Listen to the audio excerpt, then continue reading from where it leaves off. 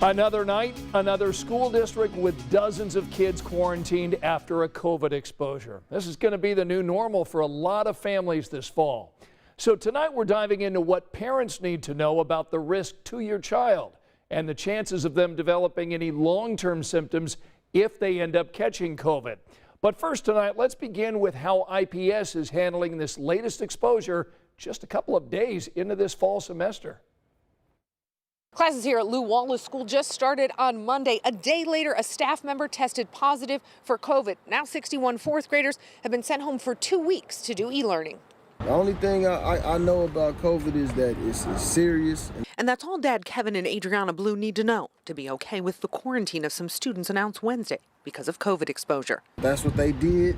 If that's what they're doing, I applaud their efforts, you know what I'm saying? Because it could have went unnoticed or unchecked. Instead, dozens of fourth graders will stay home, but continue classes online. The Blues say so far their 3 kids, 2 boys and a girl who go to Lew Wallace, aren't affected.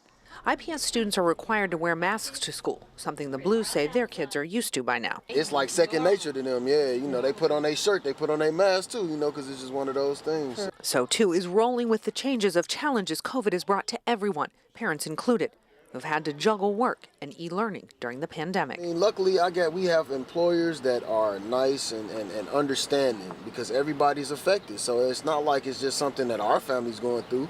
Every family's going through it. And for these parents, it's been more than a year of uncertainty of what tomorrow would bring. Their response has been to close ranks and protect their kids more than ever. So many different dangers and terrors, you know, that as a parent nowadays, you really just gotta keep your arms around them. That's what we do.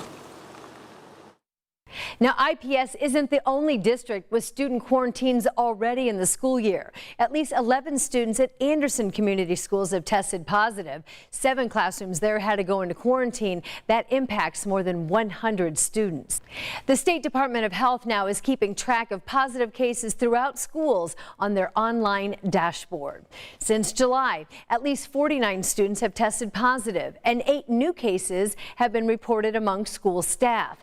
The big concern is the risk to students under the age of 12 who don't even have the option to go get the vaccine yet. And now doctors say they're seeing a significant spike in the number of kids testing positive for the virus. While younger children are less likely to get COVID compared to older groups, they are not immune. As kids head back to school and the Delta variant continues to spread, hospitals are seeing an increase in cases among young children. According to a national report, nearly 72,000 new pediatric cases were reported last week, compared to roughly 39,000 cases reported the previous week. That's about an 84% jump. American Academy of Pediatrics calling it substantial. That's because somebody else does it. It's a trend we didn't see during the first year of COVID, causing heightened concern again for families and schools, many who have mask optional policies despite CDC guidance. But one Lawrence Township mom will have her kids mask up. Just doing our part to try to slow down the spread. You know, children, especially their age, they're under 12, so they are not able to get vaccinated. Right now, only 22% of Indiana teens 12 to 15 are vaccinated, and 35% for those 16 to 19. As of late July, about 4.2 million children tested positive for COVID.